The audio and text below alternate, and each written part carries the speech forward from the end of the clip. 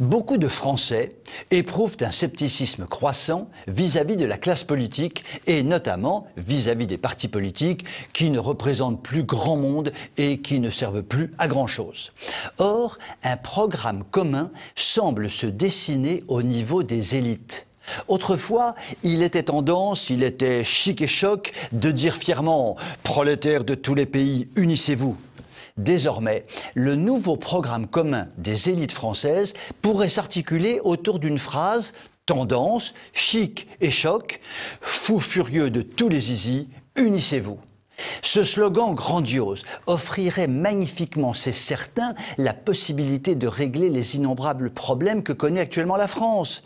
Pour le mettre en pratique, il me semble donc urgentissime et totalement prioritaire de créer un nouveau parti sexuel, puissant, rassembleur, défenseur acharné des valeurs sexuelles de la République. J'ai donc une proposition solennelle à faire que je réserve prioritairement à mes amis téléspectateurs de TV Liberté.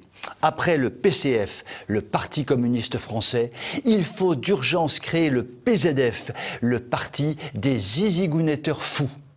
Les élites françaises devraient s'y précipiter. Mais attention, doucement la musique. Elles devront signer une charte à respecter scrupuleusement et mener leur action politique en adéquation avec la charte.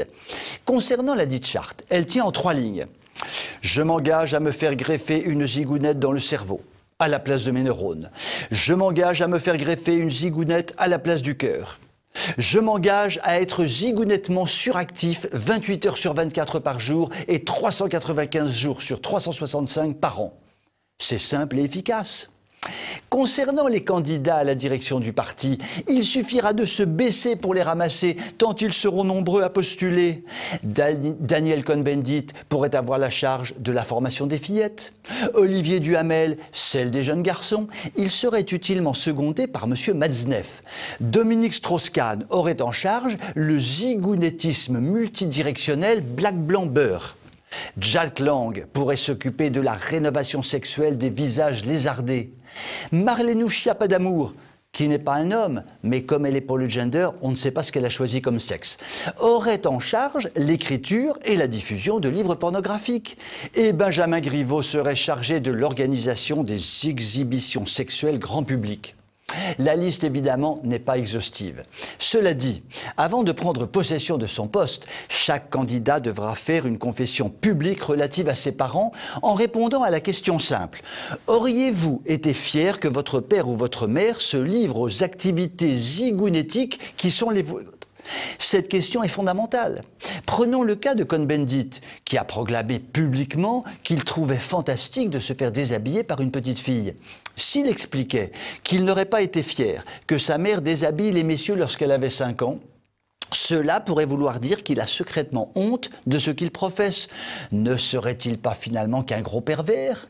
Si Benjamin Griveaux, dont la zigounette en folie a été montrée à la terre entière, expliquait qu'il n'aurait pas été fier que son père fasse la même chose, cela pourrait vouloir dire qu'il a secrètement honte de ce qu'il a fait.